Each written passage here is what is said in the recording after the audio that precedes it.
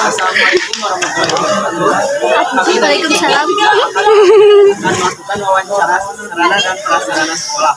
Sebelumnya, perkenalkan nama saya Fatul Alimintador dan di sebelah kanan saya ada Ramli bersama Ai. Di sebelah kiri saya Yalma, Ai Anissa dan Siti Nurhasana. Untuk lanjutannya, saksikan.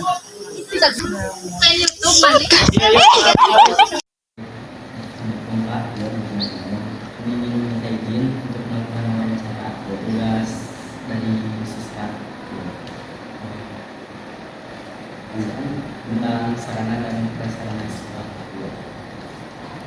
Untuk pertanyaan pertama, bagaimana jika sarana prasarana yang ada di sekolah belum memadai? Jadi sarana dan prasarana di sekolah itu kan ada standar ya, namanya regulasi Satgas, yang dimana setiap sarana baik sarana kantor ataupun sarana penunjang memiliki regulasi atau aturan tertentu dari misalkan ruangan, ukuran ruangan, fungsi yang ada di ruangan itu apa saja, dari mulai sarana dari robot, misalkan dan lain sebagainya.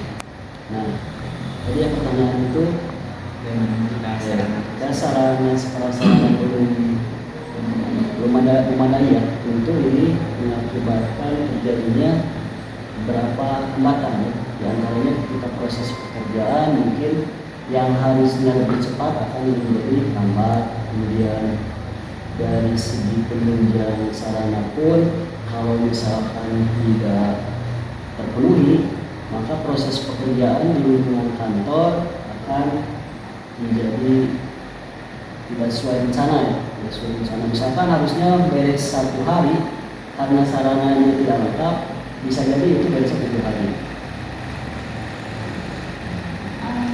Terus pokok pertanyaan kedua, Ya. apakah sarana dan prasarana dapat meningkatkan mutu pendidikan? Tentu ya, karena sarana ini merupakan salah satu hal yang harus terpenuhi dari satuan pendidikan kalau di sekolah. Kalau di kantor ya mungkin ini sangat menjadi hal yang wajib ya untuk menunjang proses pekerjaan. Jadi mutu dari sekolah ataupun mutu di kantor, salah satu yang menjadi baik itu adanya sarana yang lengkap. Pertanyaan selanjutnya, bagaimana prosedur yang dilakukan untuk menentukan sarana dan prasarana sekolah? Prosedur ya, pengadaan berarti. Prosedur pengadaan ini dimulai dari merencanakan pengadaan, kemudian menganalisis kira-kira hal apa saja yang dibutuhkan untuk melakukan proses pekerjaan, setelah analisis dikelompokkan, nah baru dipesan, kemudian nanti ada proses pendistribusian. Jadi proses pengadaan ini bisa jadi bisa dibeli, kemudian bisa ada bantuan, ada hibah, kemudian nanti ada pengadaan tersendiri oleh lembaga. Proses prosedurnya seperti itu. Selanjutnya, apakah ada anggaran khusus untuk proses pemeliharaan sarana prasarana sekolah? Untuk anggaran khusus pasti ada ya. Jadi dalam sarana prasarana sekolah itu ada dikhususkan anggaran untuk pemeliharaan. Pemeliharaan ini dikhususkan supaya misalkan ketika ada, kalau di sekolah ya, bangku atau sarana yang rusak itu lebih baik diperbaiki untuk pemeliharaan. Kalau misalkan sudah tidak bisa diperbaiki, maka kita ada proses penghapusan namanya ya, supaya ketika pemeliharaan ini tidak mengumpulkan biaya. Tidak mau dihapus karena si barang tersebut udah dibuang, dibakar, misalkan dikasih cuma-cuma, dilelang dan lain sebagainya. Pertanyaan selanjutnya, bagaimana proses penyimpanan sarana dan prasarana? Proses penyimpanan. Jadi setelah proses tadi pengadaan, kemudian pemeliharaan, nah baru barang tersebut disimpan. Dalam proses penyimpanan ada 2 cara ya. Pertama ada yang disebut dengan pipo, kemudian yang kedua disebut dengan pepo. Kalau pipo itu phase in plus out, kalau pepo phase expired plus in, plus out ya. Pertama ada yang masuk, misalkan barang masuk pertama disimpan, nah lalu barang tersebut didistribusikan kepada mutu, namanya pipo. Kemudian ada barang yang misalkan yang baru disimpan, yang sudah mau expired keluarsa, dikeluarkan untuk penyimpanan seperti itu. Selanjutnya, bagaimana proses pemeliharaan sarana prasarana di sekolah?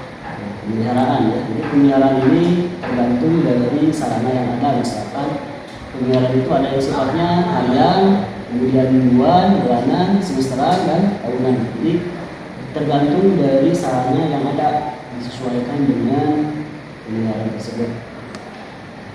Selanjutnya, menurut Bapak, apa sarana prasarana yang belum ada di sekolah ini? Ya, kalau di sekolah ini di SMK ya, mungkin setelah kemarin saya melakukan penelitian dengan kelas 11, ada beberapa sarana yang mungkin perlu, misalkan di lab di sini belum sedianya kipas misalnya, kan sarana itu kalau tidak AC kipas, kemudian pengelapan poli, pengelapan bawah lebih baik, lebih bagus misalkan jaringnya itu diganti sama kawat.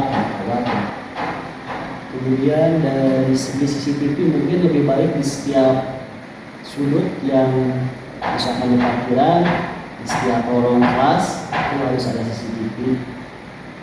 Kemudian apalagi ya sarana bagusnya di setiap kelas kalau bisa disediakan colokan listrik, kemudian nanti di fokus yang disiapkan untuk dipinjam supaya proses pinjam proses belajar. Selanjutnya, bagaimana pengadaan sarana dan prasarana di sekolah ini? Proses pengadaan ya tadi ya, dari mulai perencanaan pengadaan, kemudian pengadaan diajukan ke kepala yayasan mungkin ya kalau di sekolah. Setelah itu nanti di setiap kebutuhan ditanyakan, baik itu guru, kemudian setiap kelas, kemudian di TU, kira-kira apa sih yang kira-kira dibutuhkan untuk pinjam proses pekerjaan atau pinjam proses belajar. Setelah itu baru diadakanlah pengadaan. Setelah melakukan penelitian, diadakan pengadaan. Setelah diadakan nanti ada proses penyimpanan, pendistribusian sampai nanti di akhir evaluasi. Selanjutnya, siapa penanggung jawab sarana dan prasarana di sekolah? Kalau di SMK ini penjualnya kebetulan Pak Hayung, beliau sebagai asesor Satpas di Satpas. Selanjutnya, apa saja kebutuhan sarana dan prasarana kebutuhan siswa yang menjadi prioritas sekolah? Di sekolah, kalau misalkan di setiap kelas itu dari mulai alat kebersihan, kemudian TK dan administrasi kelas itu hal yang wajib dipenuhi ketika awal bulan baru. Mungkin itu administrasi siswa. Pak, mungkin itu saja yang terima kasih karena sudah bersedia menerima wawancara. Sama-sama ya. Terima kasih.